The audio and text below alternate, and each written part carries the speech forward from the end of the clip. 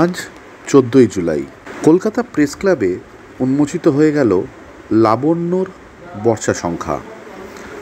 লাবণ্য সাহিত্য পত্রিকা 2024-এর সংখ্যা প্রকাশিত হলো আজ। গ্রন্থস্বত্ব ফ্রিল্যান্স ফাউন্ডেশন, সার্থক প্রকাশনা বেলঘরিয়া থেকে বইটি মুদ্রিত। এই বইটি আজকে উন্মোচন হয়ে গেল বহু বিশিষ্ট ব্যক্তিদের হাত দিয়ে।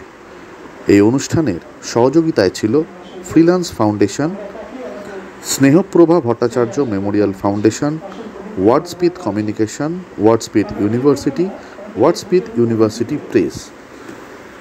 আজ এই বিশেষ লগ্নে বই প্রকাশের সাথে সাথে বঙ্গভুবন প্রেমপত্র অলিম্পিক 2024-এর বিজেতাদের ঘোষণাও হয়ে গেল এই একই মঞ্চ থেকে।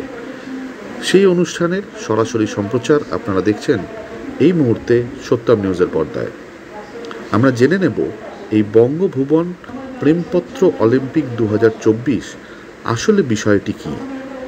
প্রেমপত্র নিয়েও যে এরকমই একটি কম্পিটিশন হতে পারে তা সত্যি অনেকেই ভেবে উঠতে পারবেন না। আর এটার আয়োজনা করেছিলেন ফ্রিল্যান্স ফাউন্ডেশন। তাদের কাছ থেকেই আমরা জেনে নেব এ বিষয়ে আরও বিস্তারিত। নমস্কার সবাইকে। আয়োজক ধরনের অনুষ্ঠান আমাদের কাছে প্রেম প্রকল্পটা অন্য ধরনের, যে আমরা সেই সময়গুলো কাটিয়েছি। এই প্রেম প্রকল্পটা যেভাবে এখানে সবাই বলছে, প্রেমটা সবার সাথে হয়। অবশ্য দেবতার সাথে, খাওয়ার সাথে, আমার স্যার পাশে বসে আছে, আমি মানুষের সাথে প্রেমে পড়ে, এটাও ভালো। আরেকটা প্রেম আছে যেটা আমরা স্কুল কলেজে পড়ে থাকি, এখনো পড়ি মাঝে মাঝে। তো সঙ্গীতাকে ধন্যবাদ, সঙ্গীতা আমাকে এত সুন্দর অনুষ্ঠান দিয়ে আমাকে আহ্বান করার জন্য। আর ক্যামেরা পেছনের লোক তো বেশি কিছু বলতে পারি না। আমার লালু ছবিতে একটা প্রেম দেখিয়েছিলাম, তখনকার দিনে প্রেম হতো কি ইশারায়, মানে পাশাপাশি যাচ্ছে, কি ভালো আছিস, এইটুকুতে প্রেম হতো। এখন তো হোয়াটসঅ্যাপ, ইনস্টা, ফেসবুক ডাইরেক্ট বলে দেয় ভাই আই লাভ ইউ। এইটার মজা আমি তোমাকে না খুব ভালোবাসি। এই সরকারের একটা রোজন আছে আমাদের বাংলায়। তো আমরা বাংলায় বলতে একটু পিছিয়ে গেছি, কিন্তু ওটা পিছালে হবে না। এই উদ্যোগটা এবং এই আয়োজককে আমি একটু বলে, সবাই একটু তালি মারলে খুব ভালো হয়। তালি যোগ চাই এই এত সুন্দর আয়োজনটাকে। এটা আমরা যদি সবাই এগিয়ে দিতে পারি, যে চিঠি লেখাটা তো বন্ধ হয়ে গেছে। তো আমার মনে হয় আমরা চিঠি লিখি, চিঠিগুলো লিখলে না লিখে যায়। আমরা যখন ডিরেক্টর হয়েছিলাম, আমি 2002-এ ফিল্ম ইন্ডাস্ট্রিতে আসি, তো তখন কিছু জন মানুষ লিখেছিল। তো আমার সাথে ছিল তরুণ কুমারের ভাই মহেশ কুন্ডু। তো ভাবলা যে বাচ্চাদের কিছু হবি না। তারপরে যখন হতে চেষ্টা করছি তখন কি চিঠি দিল, খুব ভালো হচ্ছে। কিছু কিছু চিঠি আসছে আমার কাছে। যদি হোয়াটসঅ্যাপে যোগ ছিল এই সময়, তো ওই সময় হোয়াটসঅ্যাপ তো ভালো করছিস, সেটা কিন্তু হারিয়ে যেত, মুছে যেত। তো সেই চিঠিগুলো আমার কাছে আছে, এটা আমার কাছে প্রিয়। তো প্রেম পত্রটা আগামী দিনেও থাকুক। আমি প্রেমপত্র নিয়ে একটা ছোট্ট প্রেমের কবিতা বলতে চাই, 2-4 লাইন, বেশি সময় নেব না। কেমন আছো প্রতিমা? তুমি একটা পাবো হ্যালো,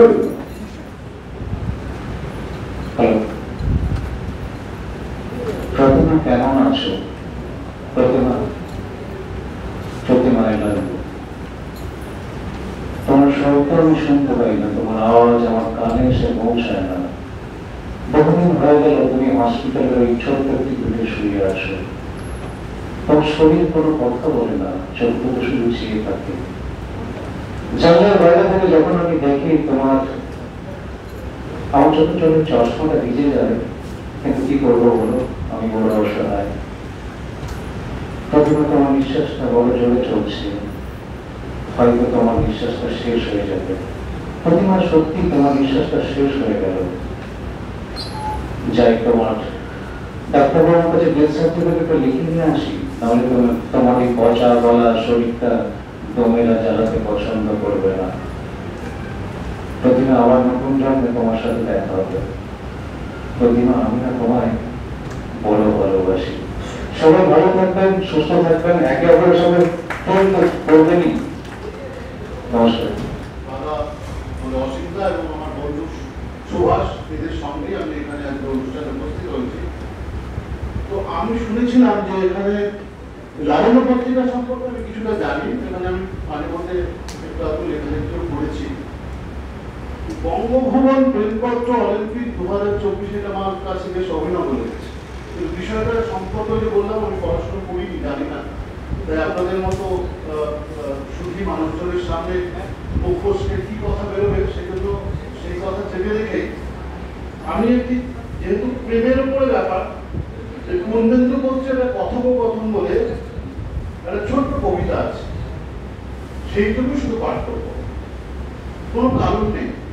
হঠাৎ আকাশ পাঠিয়ে বুকের মধ্যে বৃষ্টি, গোটা বাড়িটা ফাঁকা, মা মাসিমার বাড়ি, বোন নাচের ক্লাসে, পিসিমা গেছে মন্দিরে, রেডিওতে গান, ছাদের আকাশে নক্ষত্রের কনফারেন্স, পড়ার টেবিলে ছড়ানো বই খাতা,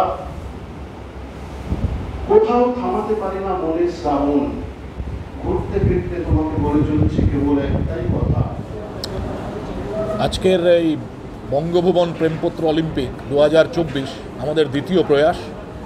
আমাদের মূল উদ্দেশ্য হচ্ছে আবহমান বাঙালি যেন বাংলা ভাষার চর্চা করে, বাঙালি যেন বাংলা লেখে, আর প্রেমপত্র হচ্ছে সবচেয়ে মৌলিকভাবে নিজের কথা বলা। এটি বাণী নয়, অফিসের মেমো নয়, কাজের কাজ নয়, অন্তরের কথা। আমাদের এই উদ্দেশ্য যে আবহমান বাঙালি বাংলায় চর্চা করে যাক, এই আমাদের সভ্যতার ভবিষ্যৎ।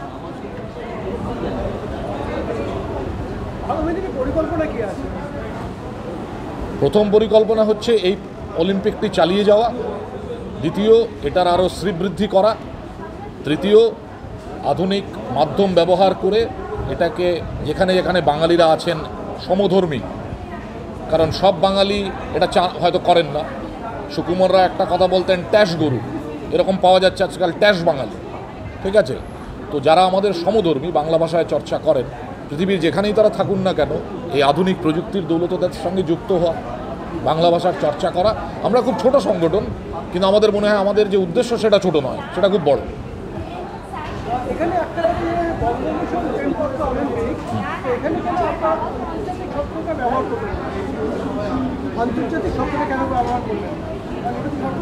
এরকম কোনো স্পষ্ট কারণ নেই, কিন্তু আমার মনে হয় বঙ্গভুবন আসলে বলা হয় না প্রথম ভুবন, দ্বিতীয় ভুবন, তৃতীয় ভুবন।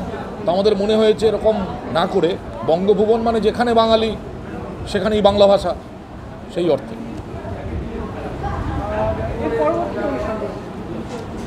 আমাদের ফ্রিল্যান্স সংঘের অনেকগুলো কাজ হচ্ছে।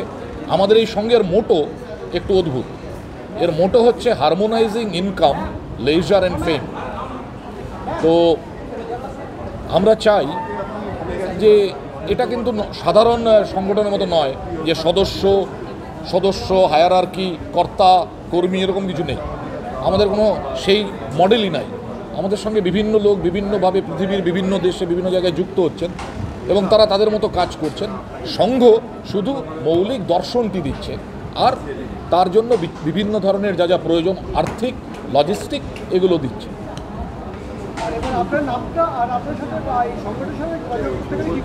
আমার নাম হচ্ছে প্রীতম ভট্টাচার্য, আমি ছদ্মনাম হচ্ছে পলাশ বন্ধু, এই নামে আমি লিখি। যোগাযোগের সবচেয়ে সহজ রাস্তা হচ্ছে ওয়ার্ডকন চ্যানেল নামে ফেসবুকে আমাদের চ্যানেল আছে, আর 2 নম্বর হচ্ছে আমাদের ইমেইলে যোগাযোগ করা। আমাদের ওয়েবসাইট আছে freelancefoundation.org, তাতে ফোন, ইমেইলে যোগাযোগ করা।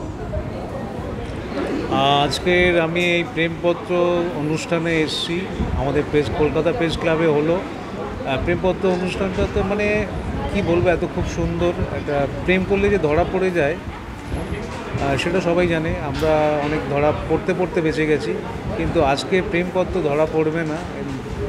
প্রেমপত্র লিখলে যে প্রাইজ পাওয়া যায় আজকে জানলাম। খুব অন্য ধরনের অনুষ্ঠান। আমি বলবো যে এরকম ধরনের অনুষ্ঠান হওয়া উচিত। প্রেমপত্র লেখা উচিত। হোয়াটসঅ্যাপে কি লিখবে, হোয়াটসঅ্যাপে লেখা একটু কম করে চিঠি লেখা ভালো। আর খুব আনন্দ লাগছে এই অনুষ্ঠানে এসে, অনেক কিছু না জানা অনেক কথা ছিল, সেগুলো জানলাম, শিখলাম। আর আরেকটা জিনিস হচ্ছে যে সবাইকে প্রেম করা উচিত। আমি বলবো যে আমার অপোজিটে যারা রিপোর্টাররা আছে এরা প্রেম করে না, এরা সবসময় ক্যামেরা নিয়ে দাঁড়িয়ে থাকে। আমি বলবো এনাদেরকেও প্রেম করা উচিত এবং আমরাও করার ইচ্ছা হয় প্রচুর, কিন্তু ভিতরে একটা ভয় কাজ করে, আর সেই ভয়টা আজকে কেটে গেল। খুব আনন্দ লাগছে। ধন্যবাদ। পলাশবাবু, আপনার লেখা প্রথম প্রেমপত্র কবে আপনি দিয়েছিলেন? প্রথম সত্যি কথা বলতে প্রেমপত্র দিতে গিয়ে আমি প্রচুর ভয় পেয়েছিলাম সেই সময়। বিশ্বাস করেন, আমি মানে মিথ্যে কথা বলবো না, আমার খুব ভয় লেগেছিল ওই সময় যে আমি চিঠিটা দেবো। আমি মেয়েটার সাথে মানে কমসে কম 1-2 ঘন্টা মানে কাটালাম একসাথে, মানে আমি লুকিয়ে লুকিয়ে দূরে দূরে, কিন্তু শেষ পর্যন্ত আমি দিতে পারিনি। সেই চিঠিটা আমি বাড়ি নিয়ে এসেছিলাম এবং সেই চিঠিটা মনে মনে ভেবেছিলাম যে কখন দিতে পারলাম না, সেই দুঃখটা মনে মনেই রেখেছিলাম, আর চিঠিটা দেওয়া হয়নি। এখন মনে হচ্ছে যে না, এখন একটু সাহস বেড়েছে যে চিঠিটা দেবো, কিন্তু মেয়েটার বিয়ে হয়ে গেছে, একটা বাচ্চাও আছে, তো শুধু সেই চিঠিটা দেওয়াই যাবে না। এখন অন্য প্রেমের খোঁজে আছি। সেই চিঠিটা কি আমরা এই বঙ্গভূষণ প্রেমপত্রের পত্রিকাতে পেতে পারি? না, পত্রিকায় এই বছরে পাবেন না, পরের বছর নিশ্চয়ই পাবেন, এইটুকু বলবো। অসংখ্য ধন্যবাদ পলাশবাবু। Thank you.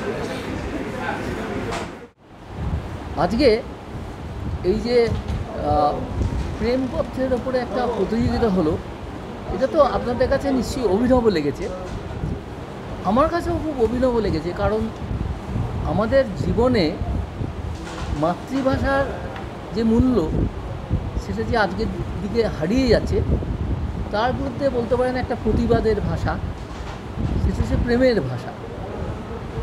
আমরা দেখছি যে নতুন প্রজন্মের মধ্যে প্রেম ভালোবাসা সম্বন্ধে নানা ধরনের ফেসবুক, হোয়াটসঅ্যাপে নানান লেখা হয়, কিন্তু আমাদের এই যে মাতৃভাষার সম্পদ রয়েছে, প্রকৃতিকে নিয়ে যে সমস্ত লেখা হয়, তার মধ্যে যে ভালোবাসা রয়েছে, আমাদের বাবা মার প্রতি যে সমস্ত ভালোবাসা রয়েছে, বন্ধুর প্রতি যে ভালোবাসা রয়েছে, সেই ভালোবাসার প্রকাশ আমরা যারা লেখাগুলো পেয়েছি তার মধ্যে রয়েছে।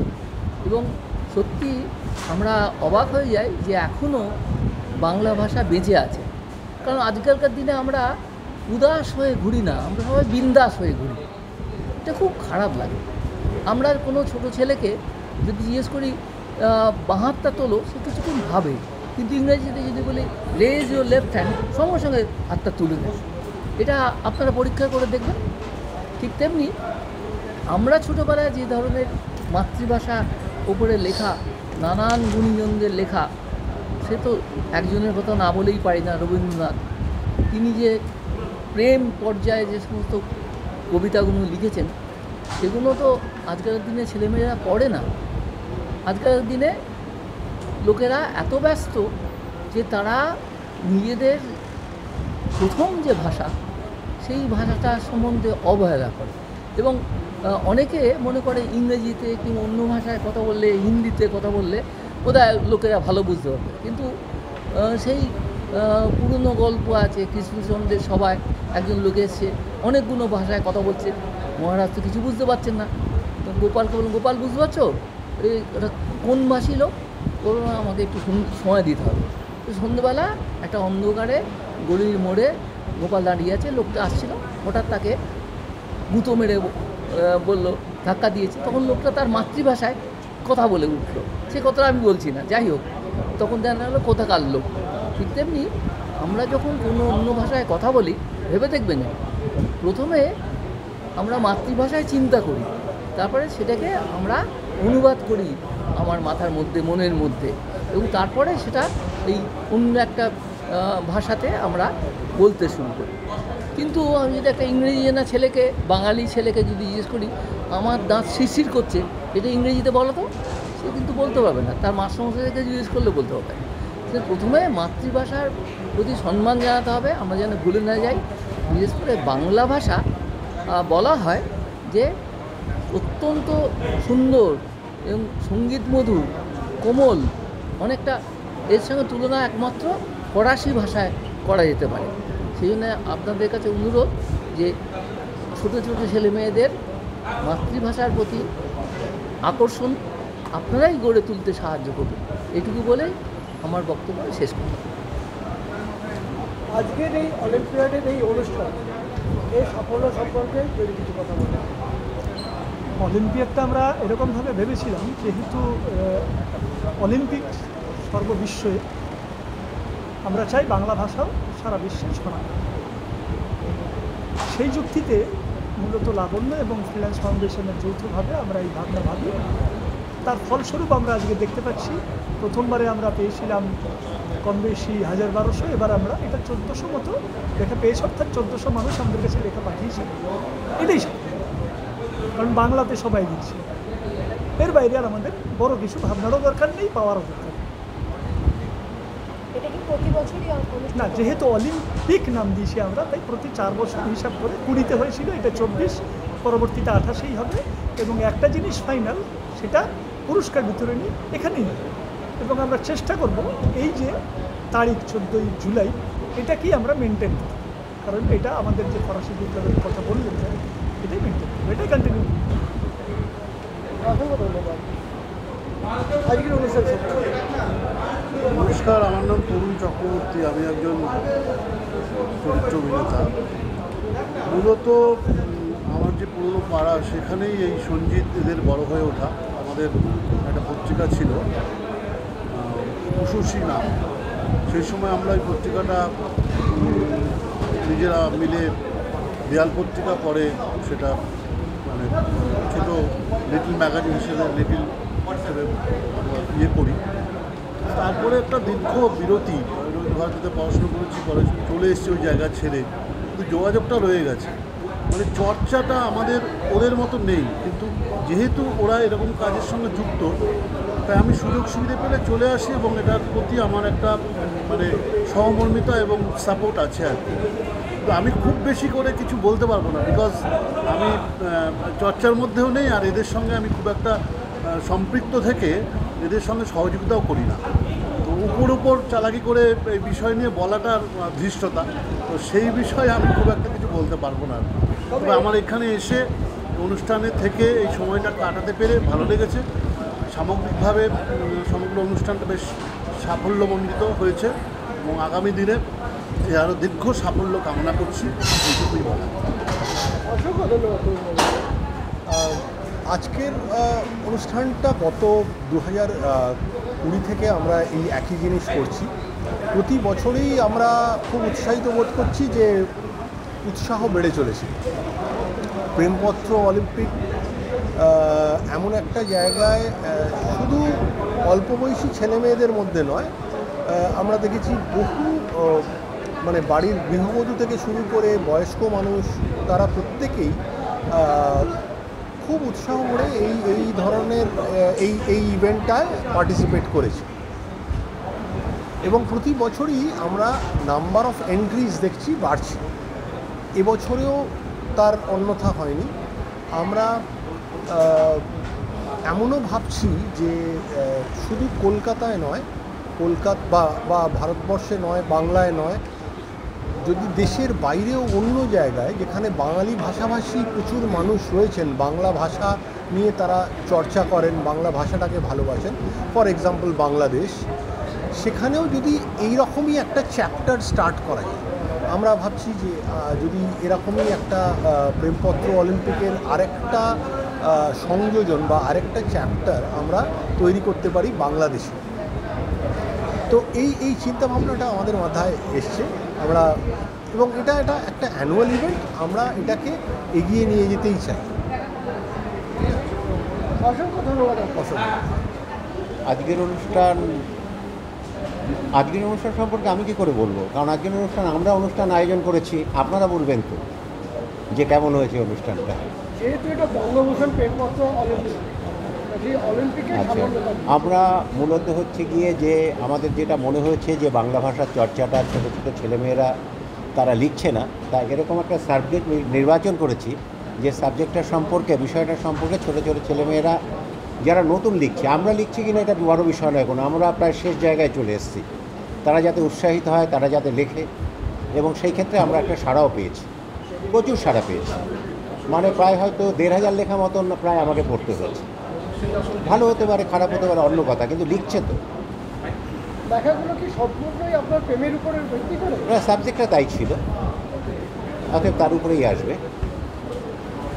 আর এই অলিম্পিয়াডে যাকে পেয়ে গেছি, যার লেখা বই পাবলিশ হয়েছে, এবং ওনার কাছ থেকে জেনে নেব আজকে আরও কিছু কথা। হ্যাঁ, নিশ্চয়ই। নমস্কার, আমার নাম সুশোভন মুখার্জি। ফ্রিল্যান্স ফাউন্ডেশনের প্রায় জন্মলগ্ন থেকে আমি এদের উদ্যোগের সঙ্গে জড়িয়ে, মানে আমার এখনও মনে পড়ছে 2015 সালে কলকাতায় প্রথম আমরা ফ্রিল্যান্স ফাউন্ডেশনের কনফারেন্স করি। রাদার আজকে আমার ফেসবুক ফিডে আসছিল এরকম আজকের দিনে 8 বছর আগে আমি আর প্রীতম একসঙ্গে অক্সফোর্ডে যাত্রা করেছিলাম, যেখানে আমাদের ফিলোসফি অফ ম্যানেজমেন্টের একটা সভা ছিল। তো ফ্রিল্যান্স ফাউন্ডেশনের আজকে যে উদ্যোগটি আজকে হলো, অনুষ্ঠানটি হলো, এটা কিন্তু খুব বিক্ষিপ্ত অনুষ্ঠান নয়। ফ্রিল্যান্স ফাউন্ডেশনে আমাদের অনেক ধরনের উদ্যোগ আছে। মানে আজকে একটা উদ্যোগ হয়তো আপনারা দেখলেন, আমাদের যেমন বছরে একটা ক্রিকেট অনুষ্ঠান হয়, আমাদের ইংলিশে একটা ম্যাগাজিন আছে যার নাম হচ্ছে ফ্রি স্পেস। বছরে এখানে শুধু নয়, বোলপুরে এবং সারা পৃথিবীর বিভিন্ন জায়গায় বিভিন্ন ধরনের কনফারেন্স হয়।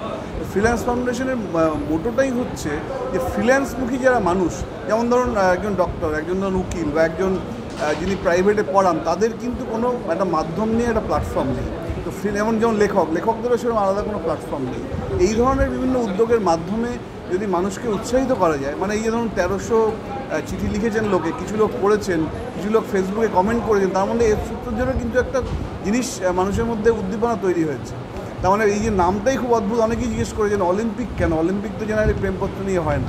এটাই উদ্দেশ্য ছিল যে কী করে মানুষের মধ্যে একটা উৎসাহ জাগানো যায়, কী করে এই চর্চায়, কারণ আমরা সবাই আজকে বলছি আমাদের ছেলেমেয়েরা বাংলা ভাষা পড়তে চাইছে না, লিখতে পারছে না, ইভেন ইংলিশে হয়তো আমরা লিখতে পারছি না ঠিকভাবে, ChatGPT বেশি শুনছি। এই মৌলিক চিন্তাভাবনা, মৌলিক চর্চা, এগুলোতে কী করে উৎসাহ দেওয়া যায়, তার দিয়ে ফ্রিল্যান্স ফাউন্ডেশনের কাজ। তো প্রেমপত্র অলিম্পিক তারই একটা ছোট্ট উদ্যোগ। অসংখ্য ধন্যবাদ। বঙ্গভূষণ প্রেমপত্র অলিম্পিয়াড 2024 নামটাই কেমন যেন একটু অন্য ধরনের। আর এই যে প্রেমপত্র নিয়ে অলিম্পিক যারা আয়োজন করেছেন, তাদের এক সক্রিয় কর্মীকে সাথে পেয়ে গেছি, তার কাছ থেকে শুনে নেব বিস্তারিতভাবে আজকের অনুষ্ঠান সম্পর্কে। অসংখ্য ধন্যবাদ। আমার নাম অনিক গুপ্ত। আমি ফ্রিল্যান্স ফাউন্ডেশন অর্গানাইজেশনের যারা আজকে বঙ্গভুবন প্রেমপত্র অলিম্পিক আয়োজন করেছে তার একজন কর্মী। আমরা আজ থেকে ঠিক 4 বছর আগে এই অনুষ্ঠান শুরু করেছিলাম এবং এটা অলমোস্ট 7000 প্রেমপত্র আমরা সারা বঙ্গ থেকে এবং ওয়েস্ট বেঙ্গলের বাইরে থেকেও পেয়েছি। আমরা খুবই আপ্লুত এত সুন্দরভাবে সমাগমের জন্য। আমরা চাই এই অনুষ্ঠানকে আমরা আগে আরও ভালোভাবে সাফল্যমণ্ডিতভাবে নিয়ে যেতে, এবং আপনাদের প্রেস সাপোর্টের জন্য আপনাদের অসংখ্য ধন্যবাদ। Thank you. অসংখ্য ধন্যবাদ। তবে প্রতিটি বাঙালি দর্শক এবং সত্যম নিউজের পক্ষ থেকে আপনাদের কাছেও আমরা জানিয়ে রাখছি যে যারা প্রেমপত্র লিখতে ভালোবাসেন বা যারা ভুলে গিয়েছিলেন, আমাদের মাধ্যমে, আমাদের চ্যানেলের মাধ্যমে তারা জানতে পারছেন কীভাবে আপনারা প্রেমপত্র আবার লিখতে পারবেন বা যোগাযোগ করবেন, এবং প্রেমপত্র যে অলিম্পিয়াড হতে পারে তা আপনারা দেখতে পাবেন সরাসরি সত্যম নিউজের পর্দায়। আমি সমীরণ দাস, সঙ্গে সৌভিক সাহা, সত্যম নিউজ। হাত থেকে পড়ে আইফোনে স্ক্র্যাচ, জল পড়ে গেছে আইপ্যাডে, হ্যাং হয়ে যাচ্ছে মোবাইল, সফটওয়্যার থেকে হার্ডওয়্যার ইস্যু, যে কোনো মোবাইল, ল্যাপটপ, ম্যাকবুক, সিসিটিভি বা গেমিং কনসোলের সমস্যার নির্ভরযোগ্য সমাধান। A to Z solution, 216 Jodhpur colony. Phone 9836300033 অথবা 9748369628।